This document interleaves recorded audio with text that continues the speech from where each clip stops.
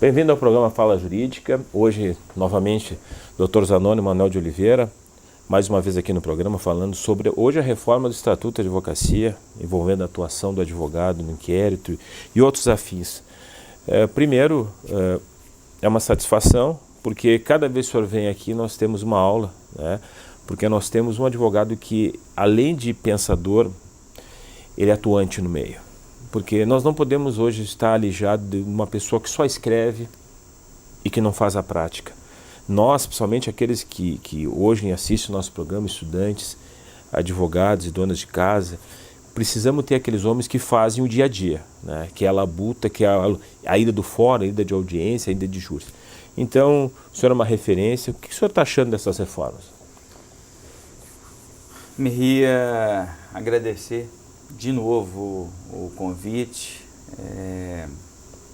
É sempre motivo de festa voltar aqui ao Fala Jurídica, esse programa tão importante no mundo do direito, tão ovacionado pelos operadores de direito e com uma penetração enorme, principalmente no mundo acadêmico.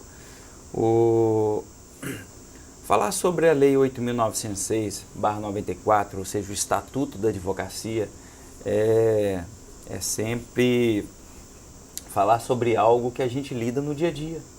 Ou seja, é a nossa lei, é a lei do advogado. E falar dessa reforma, que a 8.906, que é de 94, sofreu agora, no dia 12 de janeiro de 2016, com o advento da Lei 13.245, é falar dos direitos do advogado, ou seja, falar do artigo 7º. Então, essa nova lei, ela trouxe algumas nuances importantes, algumas nuances interessantes e que devem ser, sim, discutidas, porque, inclusive, nós tivemos um veto da Presidência da República nessa lei e esse veto ele prejudicou sobremaneira o exercício da advocacia na fase inquisitorial, ou seja, na fase do inquérito policial, naquela fase onde o presidente é o delegado de polícia, seja da Polícia Civil Estadual, seja da Polícia Civil Federal. Então, continua sendo um procedimento, um inquérito, um procedimento inquisitivo, inquisitorial. A natureza jurídica do inquérito, aí eu já começo aqui, continua sendo inquisitiva.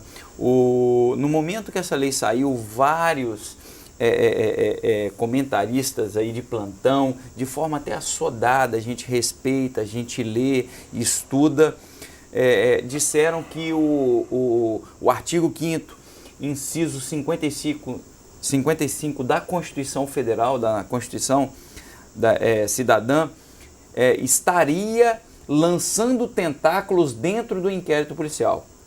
Lá diz que aos litigantes em processo judicial e administrativo e aos acusados em geral são assegurados o contraditório e a ampla defesa com os meios e recursos a ela inerentes.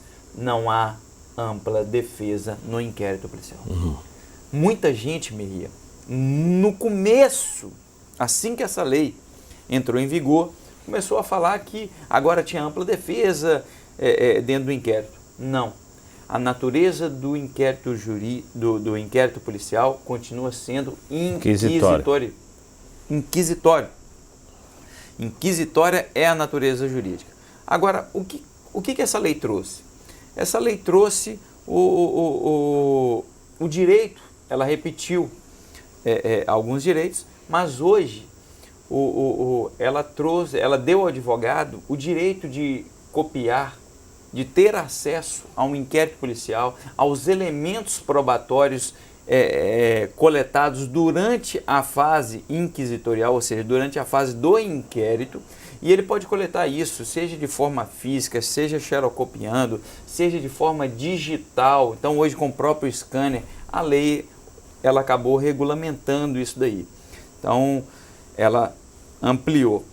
A outra questão é que o advogado agora, ele terá o direito, por força do Estatuto da Advocacia, de acompanhar o seu cliente nas diligências. E ele estando presente, e não só nas diligências, e não só naquela diligência relacionada ao cliente, por exemplo, o interrogatório policial. O delegado ele procederá à oitiva do cliente, ao interrogatório, com base no artigo 6º, com base no artigo 185 do Código de Processo Penal. Porém, se o advogado estiver presente e quiser fazer parte daquela diligência ali, o delegado agora passa a ser obrigado a deferir esse acompanhamento. Se uma testemunha no inquérito policial, seja a oitiva da vítima, seja uma vítima de estupro, seja uma vítima de uma tentativa de homicídio, seja vítima de um estelionato, uma suposta vítima, for realizar um termo de declaração, for prestar declarações no inquérito policial, e o delegado e o advogado de defesa, o advogado do indiciado, e cabe aqui separar, durante o processo, depois da denúncia, nós temos denunciado, nós temos réu, nós temos acusado. Antes disso, quando do inquérito policial, nós temos indiciado, porque pesam sobre aquela pessoa indícios de autoria. Por isso que se fala indiciado. Aquela pessoa é investigada da prática de um crime, né? Da realização de um crime. Então ela é o quê? Ela é tratada como investigado, acusado, denunciado, réu, só depois de ação penal. Então nessa fase da investigação, lá no inquérito policial, se a vítima for ouvida e o advogado... isso daí é uma coisa assim muito... Era comum. Isso era coisa ordinária, a gente vislumbrar isso na prática, principalmente em delegacias distritais. Não estou falando aqui de especializadas, especializada de rouba-banco, antissequestro, delegacia de narcóticos. Eu já vi isso acontecer também na antissequestro, mas em delegacias distritais, delegacia de bairro, eu já vi isso acontecer várias vezes, até acompanhando nos anos de 2000, de 99, de 98, até pela Comissão de Prerrogativas da OAB. Eu lembro muito disso, da vítima ser inquirida na delegacia, o advogado está presente e o delegado não deixar o advogado entrar. Então hoje é um direito. O advogado, ele vai acompanhar, se ele estiver presente, ele pode sim acompanhar a realização de qualquer diligência, desde que essa diligência, a presença dele não traga prejuízo. Por exemplo, uma escuta telefônica. Claro. Isso que não traga prejuízo à investigação, uma escuta ambiental. A infiltração de um agente policial. É claro que nisso daí o advogado não vai trabalhar, ele não vai participar. Mas dentro do inquérito, dentro da delegacia ali, se for a realização, uma reconstituição simulada dos fatos, que está prevista no Código de Processo Penal, no artigo 7º, o advogado, se quiser se fazer presente, estará presente, e hoje o Estatuto da Advocacia, essa nova lei, garante a presença do advogado ali, sob pena, inclusive, de nulidade. Então esse é um ganho, é uma oxigenação de forças para a advocacia brasileira, normalmente no que diz respeito à advocacia criminal, principalmente na advocacia criminal. O advogado estando presente, ele querendo participar, porque muitas vezes é interessante o advogado ele sair. Claro. Ele chega na delegacia, o seu cliente já está prestando um depoimento. Ele orienta no sentido do cliente permanecer calado. O cliente, não entendendo aquilo, continua com o interrogatório. Ele, até para não abalizar aquele ato, ele abandona, sai e vai embora. Ele não vai assinar um ato que ele não acompanhou. Correto. E eu já vi casos em que, infelizmente, colegas assinaram depoimentos sem estar presente. Sem estar presente. Ou seja, quando chegaram, aportaram na delegacia, o interrogatório já estava no final. E foram e opuseram suas respectivas rubricas. Está errado. Está errado. Então o advogado, mas se quiser participar, hoje ele tem um direito. Hoje ele tem esse direito. E está assegurado hoje na Lei 8.906. E esse direito, ele é peticionado? Eu estou dizendo, a gente vai direto, fala com o presidente dos trabalhos, que é o delegado, porque na verdade o que acontece? Está começando agora um jovem que entra na polícia, tem seu cliente preso, correto? E todos nós passamos no início de carreira, aquela barreira, o cliente preso, espera um pouco que nós vamos ver, que daqui a pouco você vai falar com ele. Com essa nova lei, permite o advogado imediatamente ter acesso ao seu cliente, falar com o delegado, ele se torna mais prático do que a antiga lei, porque a antiga lei não era redundante como essa aí, me parece ser mais protegido o advogado.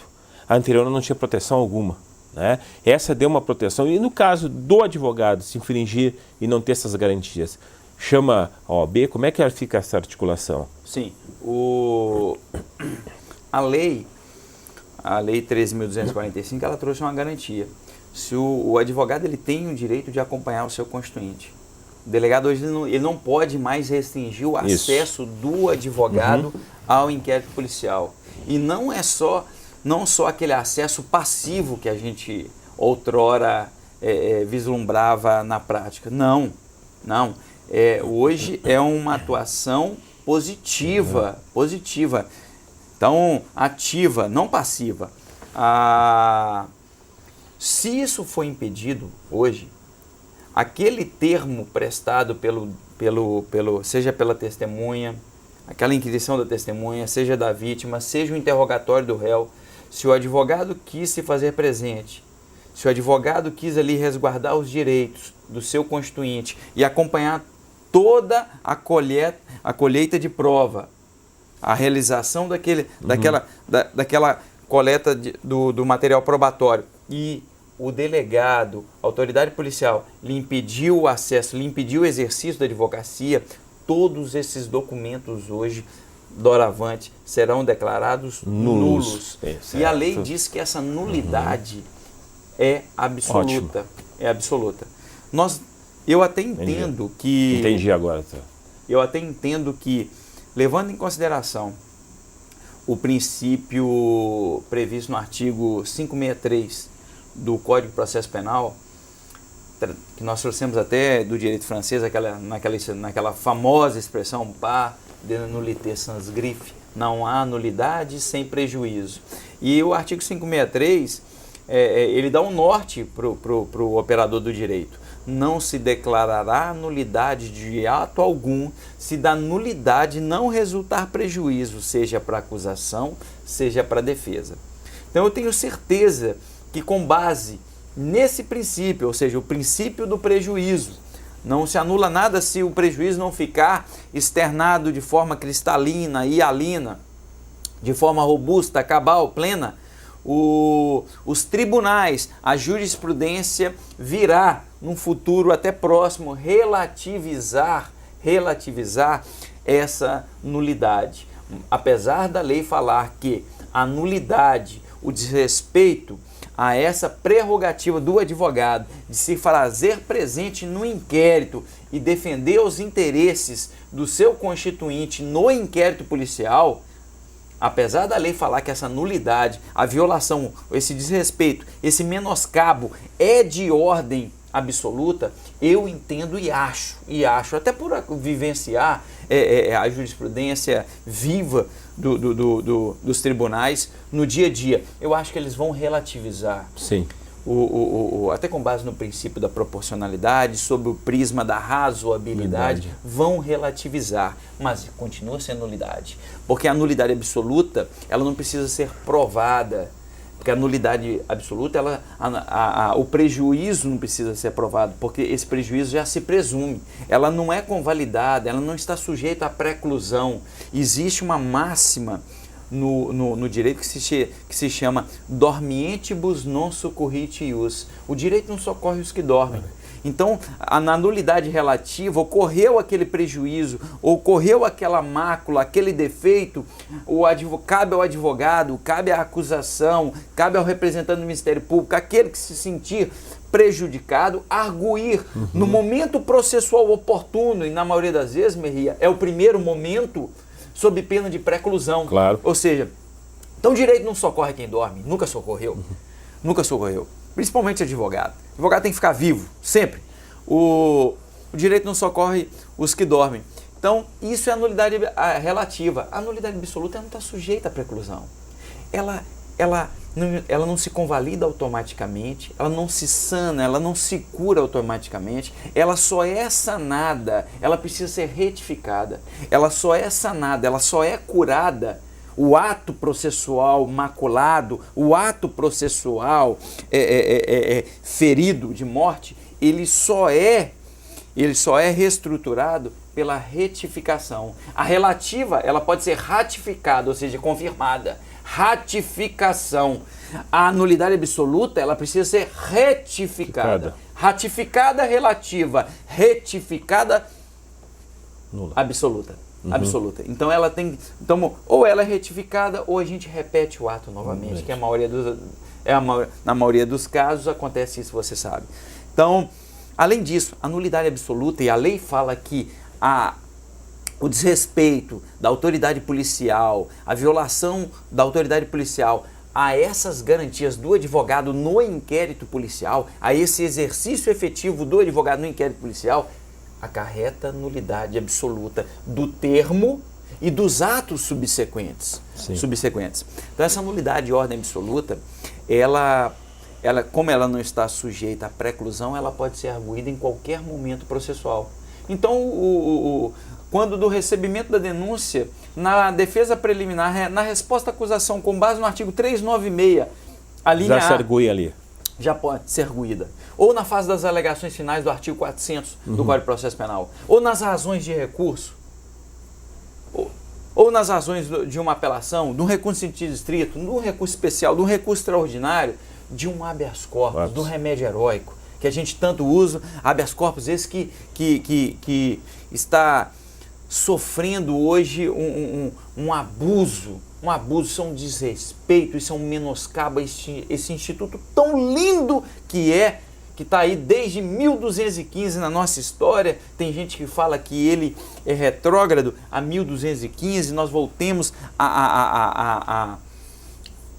a Inglaterra de 1215, quando surgiu o Instituto do Habeas Corpus. E hoje vem o Ministério Público com essas 10 medidas anticorrupção, querendo restringir o uso do remédio, que não é um remédio do advogado, é um remédio do cidadão brasileiro. O habeas corpus não é só recurso, muito mais de recurso, e a gente aprende isso e ensina para os alunos na faculdade. É uma ação popular autônoma de impugnação, é aquela ação popular que protege diuturnamente o direito deambular do cidadão de ir, vir, permanecer. E hoje estão tentando restringir. Então, essa violação do delegado, dessa atuação defensiva, dessa atuação advocatícia no inquérito policial, é nulidade absoluta.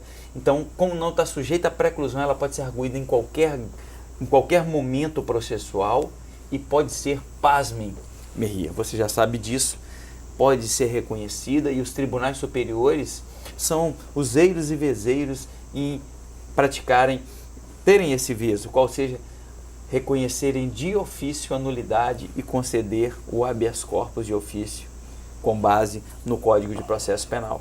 Então, apesar de entender que essa prova será relativizada, essa nulidade, a lei diz que essa nulidade é absoluta.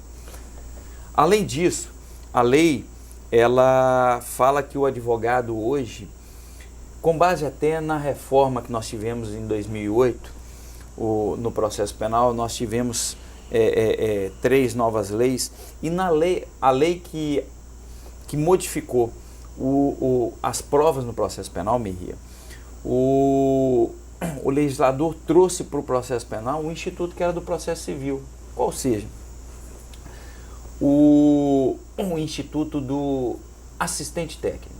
Ou seja, é super comum na Justiça do Trabalho, quando o juiz ele ordena a realização de uma perícia por insalubridade, por periculosidade, uma perícia médica, porque o empregador ele sofreu um acidente de trabalho, seja o reclamante, o empregado reclamante, seja a empresa reclamada, as partes podem indicar para esse juiz assistentes técnicos. São peritos auxiliares da parte. Então o juiz ele vai nomear um engenheiro ali para fazer, um médico do trabalho para fazer aquela perícia ali acerca desse assunto. As partes podem nomear isso.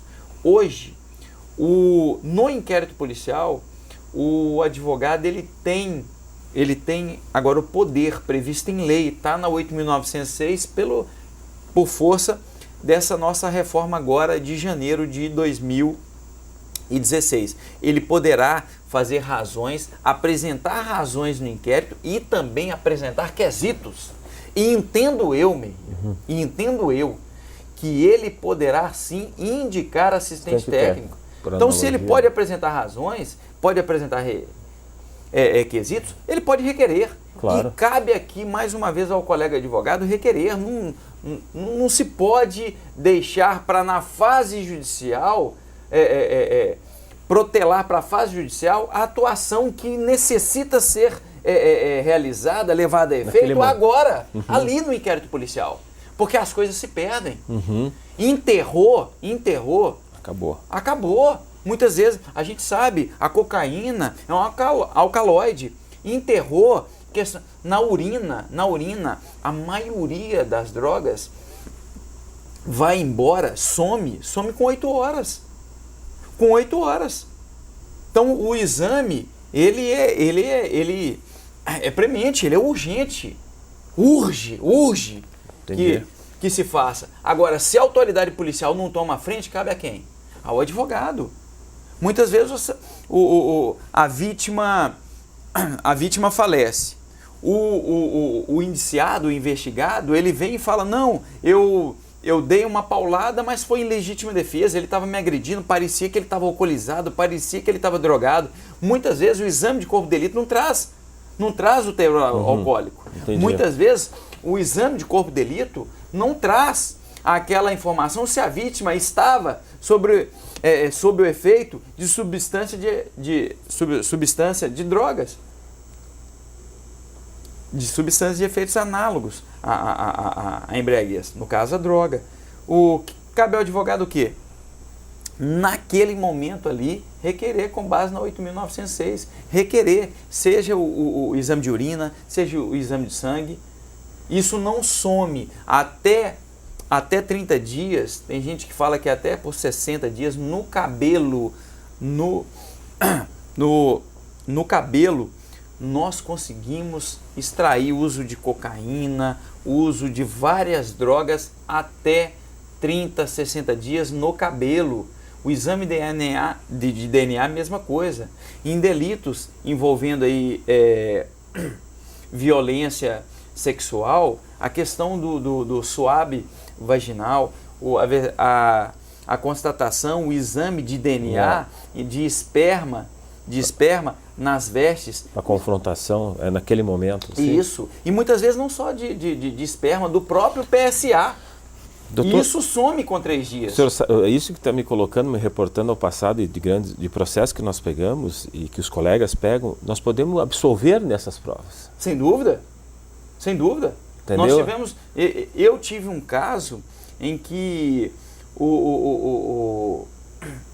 esse tipo de exame mudou todo o panorama do processo. Por quê? Porque nós tínhamos um homicídio, o cadáver da menina foi mandada para exame de necropsia, para que fosse levado a efeito a autópsia, e lá alguém padecendo de necrofilia, alguém fez sexo com o cadáver e constatou-se a presença de material genético, de espermatozoides na vagina do cadáver.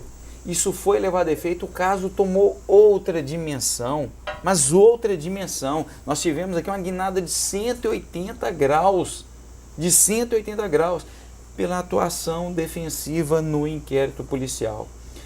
E a derradeira alteração é que, quando o advogado solicitar acesso a esses autos de inquérito policial, o delegado tem de fornecer, a não ser que a diligência esteja sendo realizada, e para não atrapalhar, não estragar, não macular essa diligência, por exemplo, uma interceptação telefônica, uma prisão em flagrante, um flagrante retardado que está sendo levado a efeito. Nesse caso, o delegado, o advogado fazendo o requerimento, a autoridade policial, o delegado de polícia, tem de fornecer acesso. E esse acesso é integral. Esse acesso é integral. E a lei diz que, se o delegado fornecer um acesso tão somente parcial, ou se faltar alguma página, coisa comum, para que o seu telespectador tome ciência. Muitas vezes um documento ou outro é mais importante, aquele documento, aquela prova principal, muitas vezes do expediente, daquele inquérito policial que muitas vezes não tá ainda condensado, não está com relatório, não está pronto com base no artigo 10 do Código de Processo Penal. Aquele documento é pinçado e a lei fala: se faltar esse documento, a autoridade poderá responder por abuso de autoridade. Até que enfim. Finalmente. É o que a gente, finalmente. Ou seja, um abuso à prerrogativa profissional, porque isso não é defesa do advogado. Que a gente tem que externar, e precisamos dar vazão, tornar isso sediço, dar notoriedade. Isso não é direito do advogado, isso é direito do cidadão. Qualquer um pode ser processado. Se a sua vizinha chama a polícia e diz que você está com a televisão alta, pode ter certeza, vão fazer um boletim de ocorrência, vai ter um termo circunstanciado de ocorrência, você vai parar no juizado especial por perturbação de sossego. Isso pode acontecer com qualquer um. Então, quando diz que o seu advogado tem acesso aos autos, alguém num salão de beleza, uma discussão, alguém te fala algum epíteto, algum adjetivo,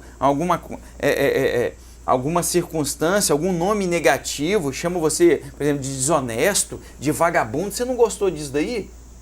Você vai tentar atuar ali para entrar com a queixa-crime, para defender a sua honra. Você vai ter um advogado, porque esses crimes são de ação penal privada, e tem advogado de uma parte, tem um advogado acusando, tem um advogado defendendo.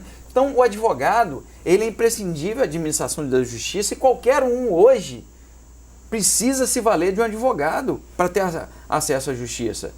E quando a gente fala disso aqui, quando a gente fala do advogado, a gente está abrangendo o defensor público, que defende aí os miseráveis, a grande parcela da população. Então, hoje, o delegado que afronta a 8.906, que afronta o Estatuto da Advocacia, pode responder por abuso de autoridade. Lei 4898 de 1965. Isso é um avanço, Merria, enorme. Não é o que nós advogados, militantes na advocacia criminal, queremos. Nós queremos que seja criminalizado o desrespeito à prerrogativa do advogado. Mas nesse caso aqui, o que nós temos é que, se esse acesso for prejudicado de qualquer maneira, poderemos ter sim um processamento, uma responsabilização, entre aspas, da autoridade policial, seja de forma criminal, seja de forma funcional, administrativa. Ele vai responder perante seu órgão de classe, seja na corregedoria.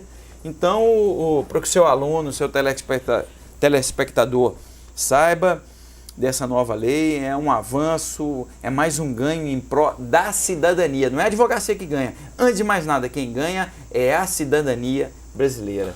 Doutor, foi uma aula realmente, e tudo isso tensiona uma coisa: como é importante a advocacia, como é importante trabalhar em cima de uma coisa que se opera a justiça. Até o nosso próximo programa.